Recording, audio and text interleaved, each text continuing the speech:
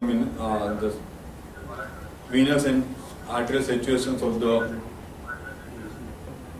circuit, and this is the machine which will maintain the repairing and effect, that is AC+. There are different types of pumps which can be used. These are centrifugal pumps. There are different companies, so Revolution from Sorin, Gestra-Pro or Biopump from Medtronic, or Gestra-Pro from the Mekier. These are different oxygenators which are being used. These are the PMP oxygenator, and that lasts for a longer time, and these are the one which can be used for an ECMO. This is a PMP oxygenator.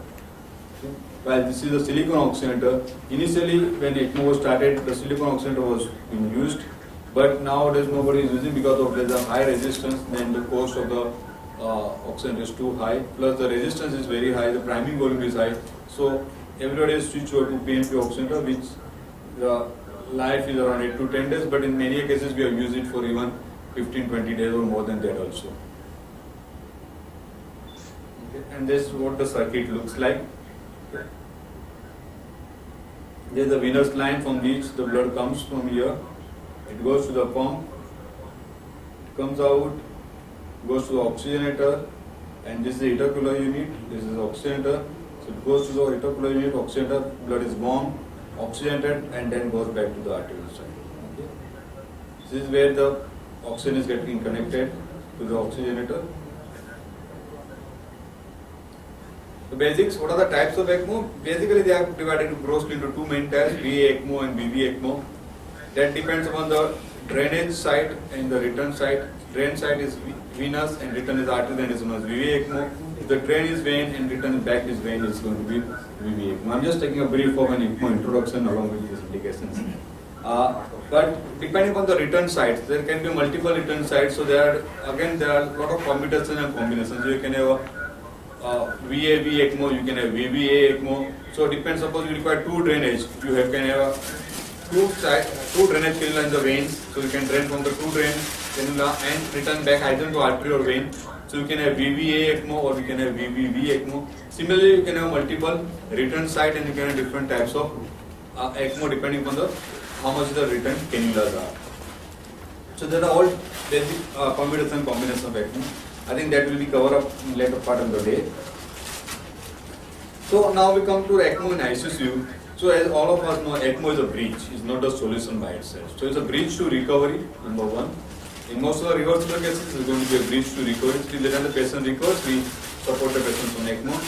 It can be a bridge to an assist device. Those cases who are acute or they are not reversible, then it can be a bridge to recovery, bridge to an assist device or bridge to a transplant.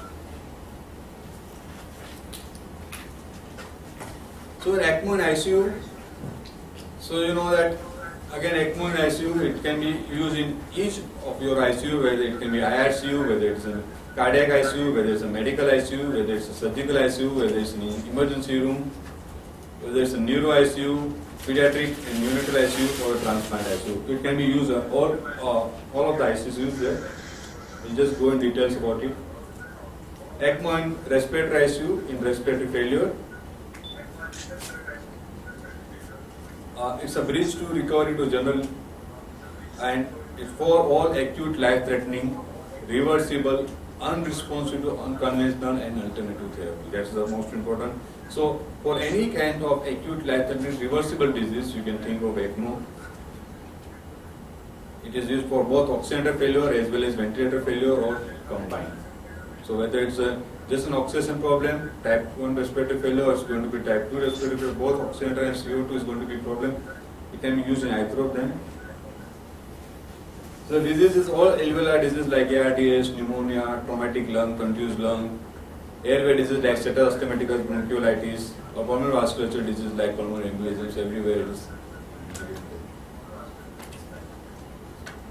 There are a few figures that we should keep in mind, but more than what the figures are is, if you see your patient is not responding in say 4 to 6 or 8 hours of ventilator,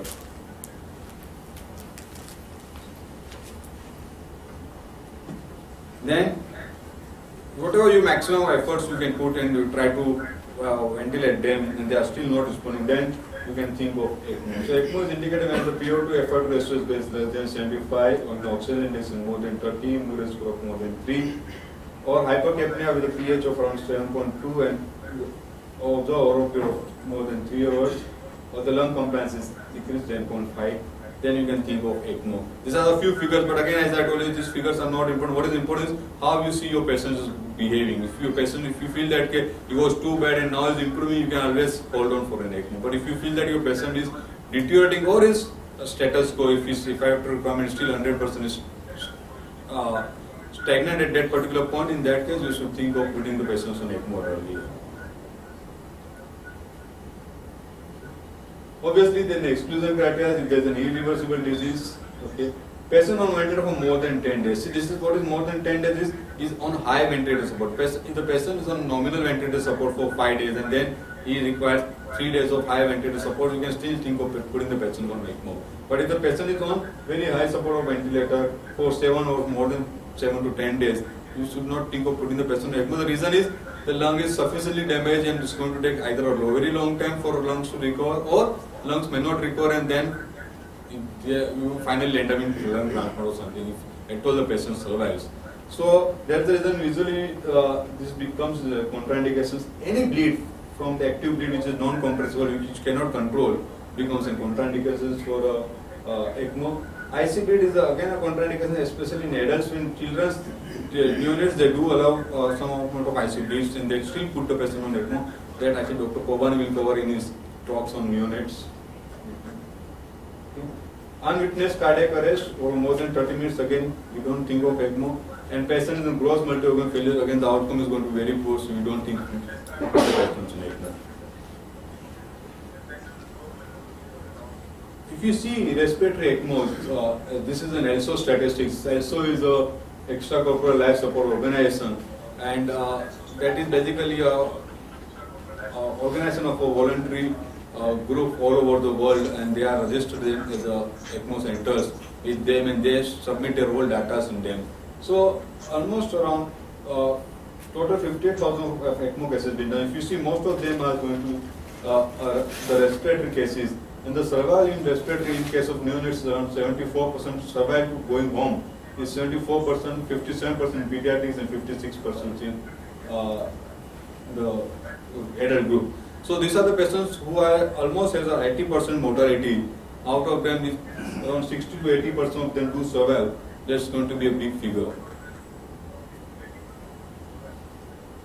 And if you further translate the data, depending on the diagnosis, there is a good survival in the patient with viral pneumonia or pneumonias, around 60 to 65%. In ARDS, the survival is around 50 to 55%.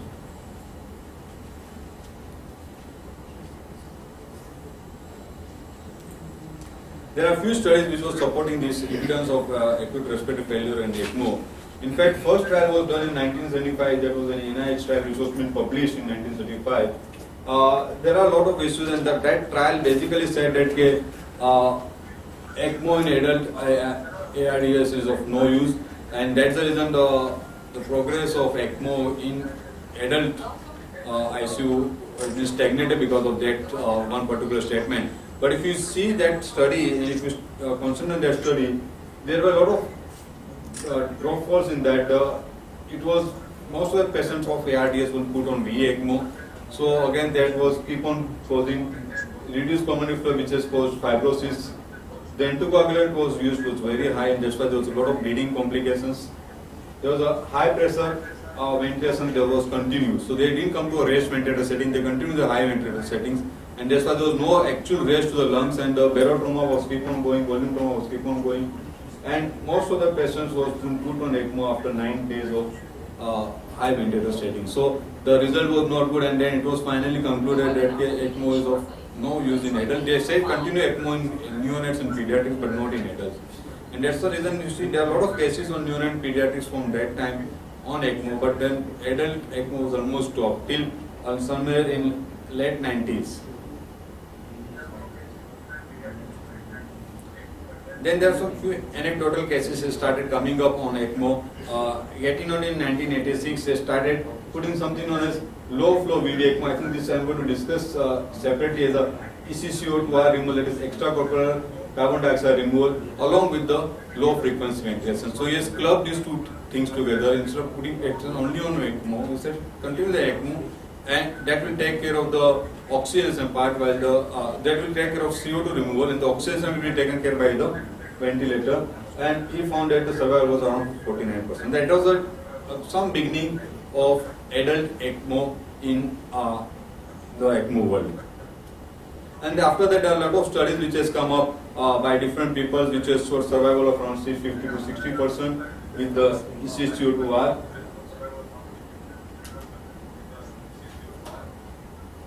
And the actual boost, the ECMO in adult respiratory failure got in the CSER trial, when it has come up with a multi-center randomized controlled trial. It was a conventional intensive care management versus an ECMO with a conventional management. And they have planned to enroll around 180 patients, and one of the biggest center was Glenfield Hospital, Leicester. And 90% was divided for an ECMO group and for a conventional group. Out of that, 68% was put on ECMO, out of that 90, and 16 improved without ECMO. They have been transferred for an ECMO, but by the time they reach there and they have been managed properly, 16 of them improved, and 6 didn't wanted to go for an ECMO. So only out of 90% we allotted for ECMO, 68 was put on ECMO. And if you see, survival was 63% with an ECMO and 47% in case of the conventional group. So that CSER trial has proved that ECMO is going to be beneficial in respiratory, even adult respiratory failure. And that was the same time when there's a swine flu epidemic has come in the world, and more and more people started using ECMO in respiratory failure, and they got better results. And that's the time from 2009, if you see, the actual ECMO has been picked up in adult respiratory ICUs.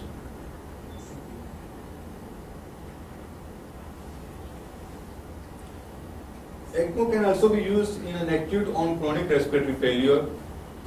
There is a difference between an only acute respiratory failure and acute on chronic respiratory failure. In acute respiratory failure, we go by a criteria, whatever I given, selection criteria, PO2 ratio of 75, oxygen index by 30. But in case of acute on chronic lung disease, people say that you should start ECMO in earlier stages. The reason behind that is, all of us know that when you put the patient on ventilator, that definitely further worsens the lung, the basic lung condition. So always there is some function loss of the lungs, even if those with chronic lung disease. So in that case, usually some people prefer to put the patients on ECMO and put the patient on BiPAP rather than intubating and putting the patients on ventilator. Those patients who are waiting for a transplant and deteriorates, they again have been put on ECMO initially and maintained with the BiPAP rather than putting the patients on invasive ventilator. The second indication is ECMO in an ICU or ECMO in cardiac failure. Indications is basically going to be cardiogenic shock, refractory to conventional therapies, refractory arrhythmias. So cardiogenic shock for any reason, acute myocardial infarction, decompensated cardiomyopathy, myocarditis.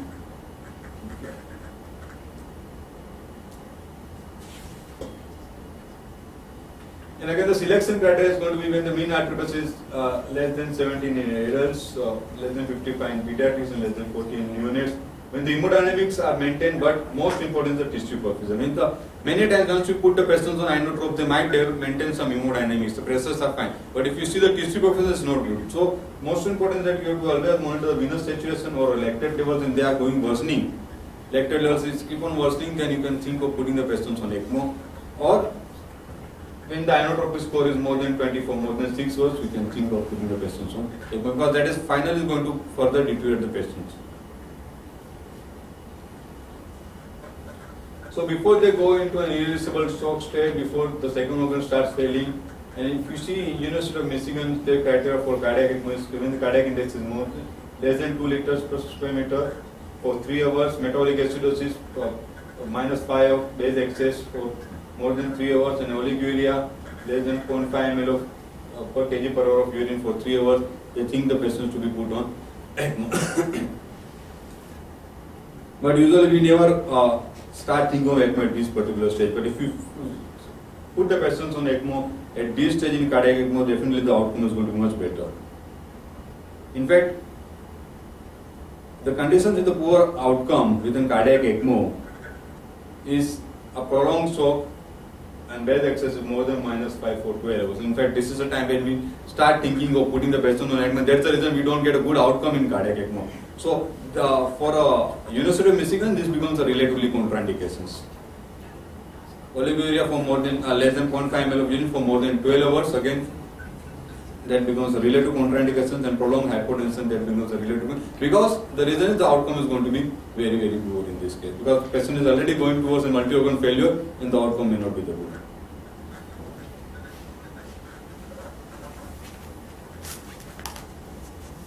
Bridge to recovery is acute myocarditis, acute rejections and dilated cardiomyopathy. Irreversible bridge to transplant, you can put the patients on ECMO if they are ready to be for a transplant in dilated cardiomyopathy.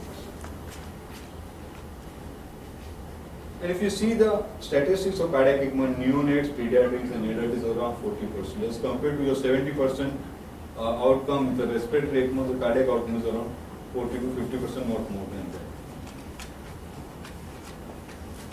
But in that substrate, if you see the myocarditis has got a maximum beneficial outcome. 64.5% is survival rate in myocarditis as compared to the rest everything.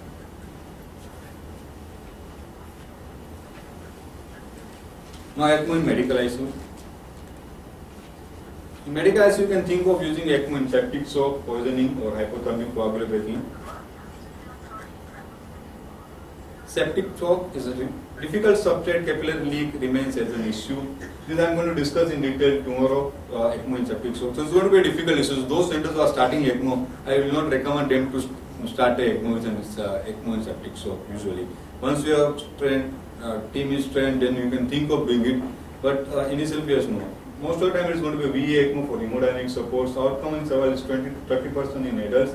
In pediatric and neonate, they found a good survival. So those patients with ARDS with sepsis and septic, so they put the patients on ECMO and they found a better outcome in neonate, pediatric, but in survival and adults, the outcome is going to be 20%.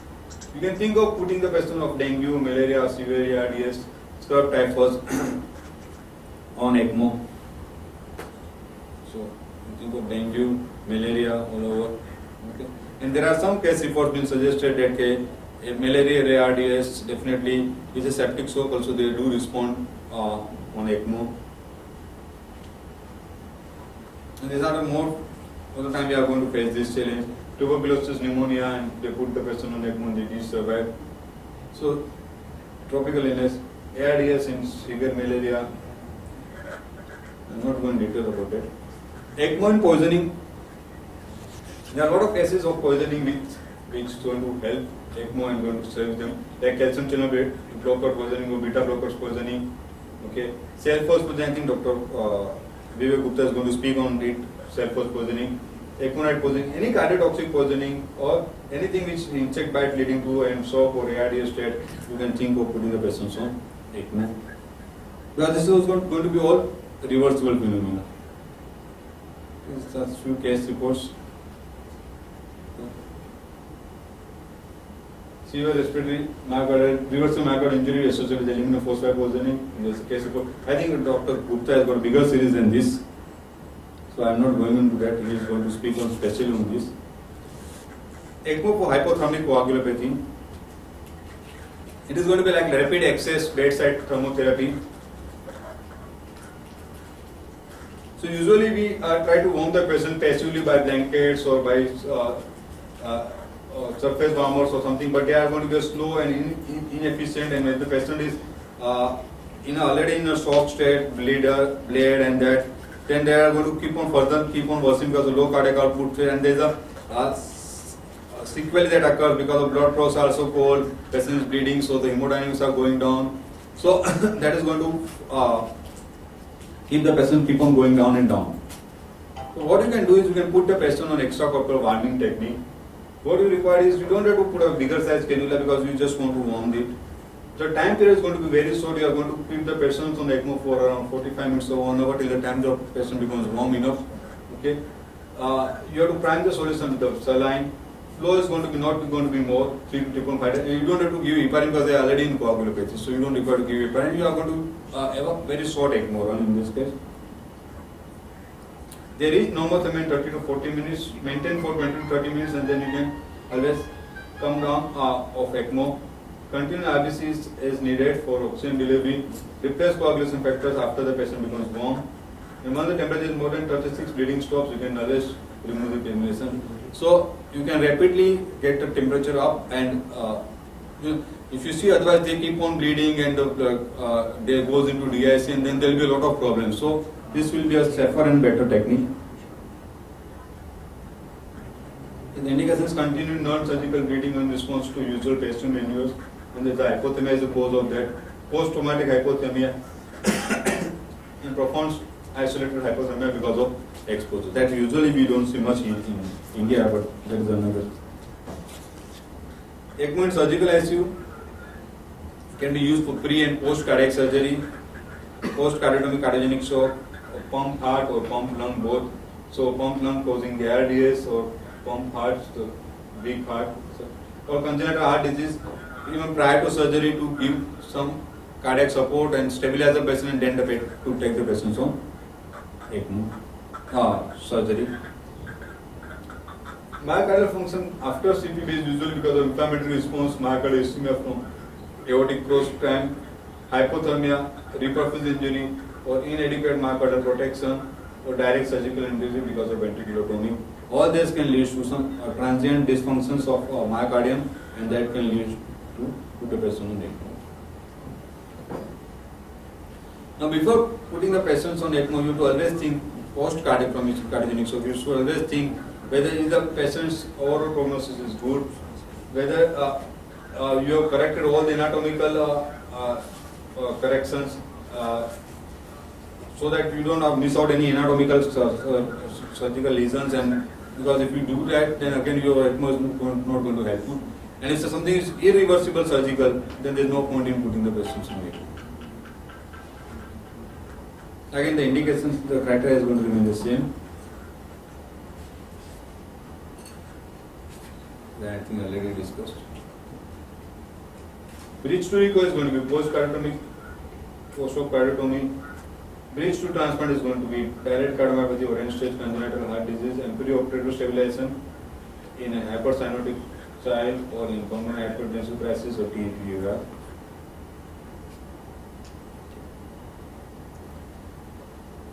These are the studies from 1992 to 2000. So these are from the ELSO basically registry. Around 233 adult patients was been either after CABG or VASA they have been to a cardiogenic shock. These are the factors: young patients, reoperation, emergency surgeries, high creatinine levels being taken for CABG or and single left ventricular dysfunctions in initially or history of myocardial infarction. They all has gone into cardiogenic shock, and they have been required supports. 18 of them is patients were bridged to transplant, 42 patients were being with an intent of survival, and 47 patients of ECMO supports were withdrawn, and overall survival rate was around, to discharge was around 35 patients with the post-cardiotomy cardiogenic shock. And the most of the complications were infections, dialysis, almost 40% of them do require dialysis. There were some neurological events of stroke and IC bleeding, around 30% of the patients, and the limb complications around 27% of the patients. There was another study by Ellen Coombs in 2008 when published 81 patients from February 2003 to September 2006 of refractory cardiogenic shock, tissue hypoxia, hypotension, low cardiac index. They were put on VA ECMO. Most of the cardiogenic shock complicating the myocardial infarction, end-stage dilated cardiomyopathy, permanent myocarditis, post-cardiotomy cardiogenic shock. These are the causes of patients who have been put on VA ECMO.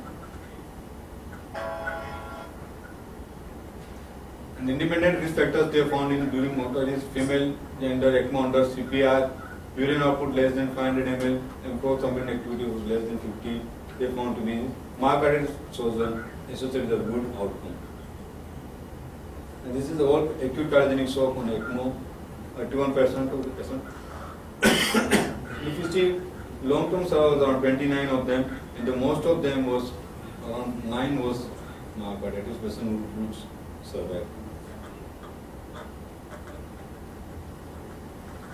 The another indication of ECMO in surgical ICU is going to be ECMO. There is an elective ECMO that has been done for a complex tracheal reconstruction surgery, complex bronchial repairs, cardiac shunt procedures, and complex bronchoalveolar lavage.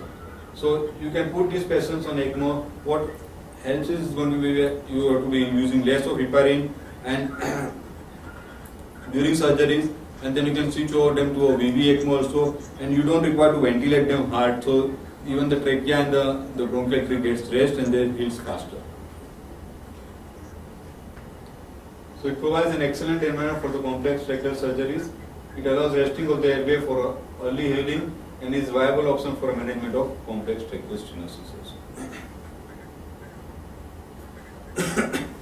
ECMO in an emergency room as an ECPR, extracorporeal cardiopulmonary resuscitation. This is also known as rapid deployment ECMO or resuscitation ECMO. Use of ECMO is rescue from failed standard cardiopulmonary resuscitation. So patients who have been given CPR, and this is all for a witness arrest. When the patient has been arrested in front of you, we give a CPR to the patient, not responding, then you should cannulate the patient immediately and put the patient on ECMO. Try to figure out what is the cause once the patient is put on ECMO, and then treat it. If it is reversible, the patient will definitely improve. But the important is that the patient should get cannulated within 30 minutes of rest. That's the most important thing. So there will be two teams which is going to be working for this. One is going to give a regular CPR. The another team of ECMO will start cannulating. So the trend usually is within 10 minutes there is no response to CPR. The call goes to the ECMO team and they come and they start cannulating the patient. And it has to be started within 30 minutes, but it's going to be limited for a witness patients, okay? Not going to be there for the unwitnessed patients, and requires tremendous resources and high state of readiness. So you have to be, your team has to be ready in the emergency room to start anything. If you see the study, those patients who have been put on ECMO during ECPR, out of them 40% of the patients did survive. In adults around 30%, but in pediatrics and neonates 40% of them do survive and went home. Otherwise, all of them would have been died. They did not be known.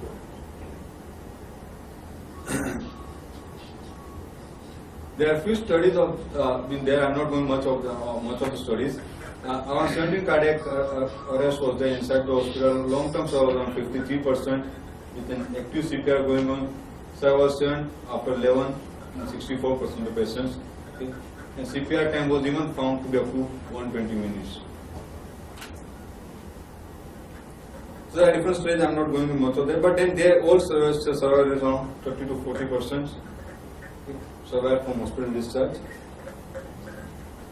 This is an important study.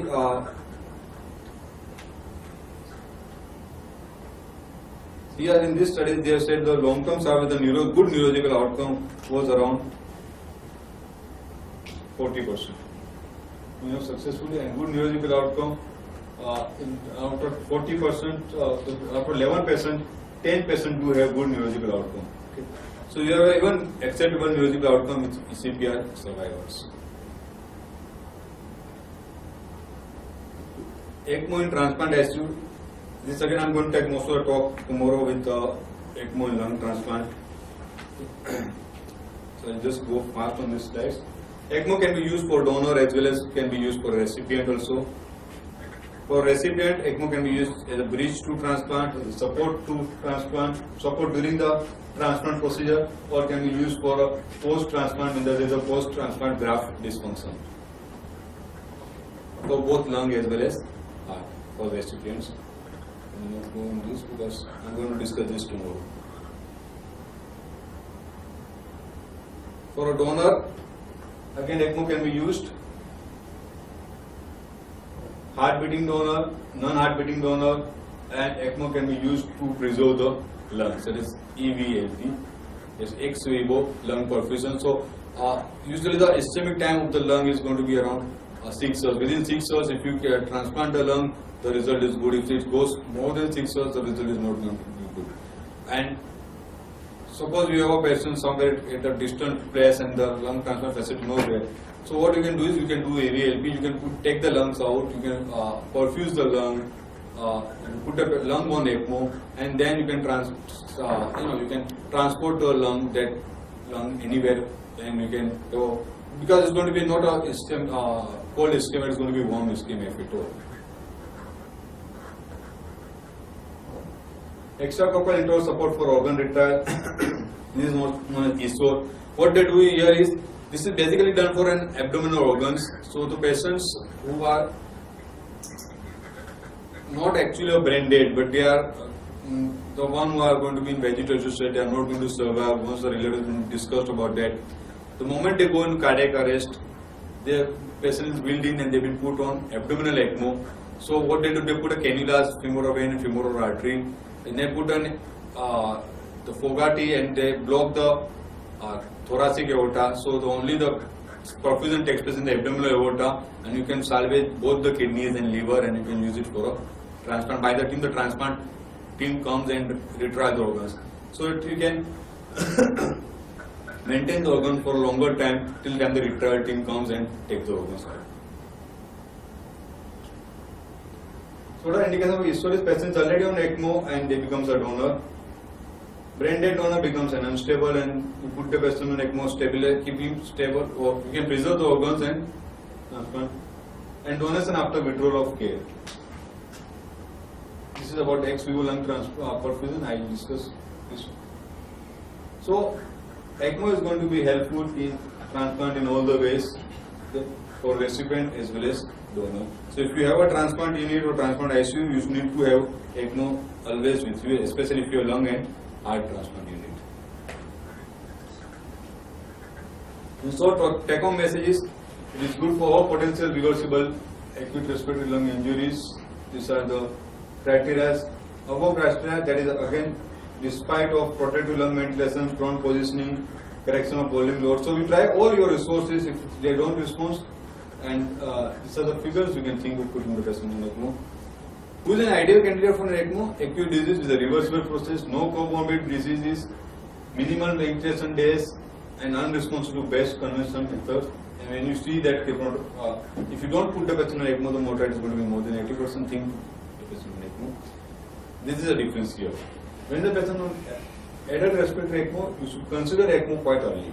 You should think of ECMO when the PO2 effort ratio is less than 1. Start thinking of ECMO, start talking to the relatives. By the time the patient relatives get agreed and everything gets materialized, it takes its own time.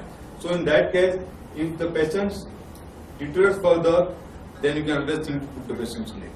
If it doesn't improve, start improving, then well and good. But if you start talking about ECMO at late stage when the PO2 effort ratio is less than 80 or less than 75, then by the time they decide, many times you find that before you put the patient on ECMO, they are either going to severe multi-organ failure or you lose the patient before that.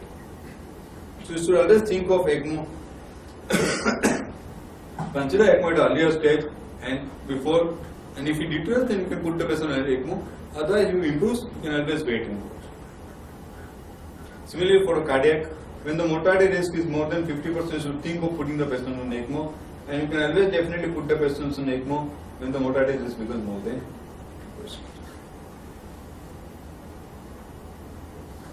But most important is, you should remember that ECMO is bridge to either recovery or transplant or a assist device. If there is a bridge to nowhere, then there is not a good idea. See, ECMO is to prolong the life, not to prolong the death. That's not important. If the patient is not willing for a transplant and if it's an irreversible disease, you should not keep the patient on ECMO at all. And another most important thing we should always keep in mind is the key factor to success of ECMO may be the time of initiation. What time you are starting ECMO, that is the most important factor. If you start the ECMO on time, you get a better outcome. The ECMO run will be shorter. If you delay, the ECMO run is going to be longer and the outcome may not be good.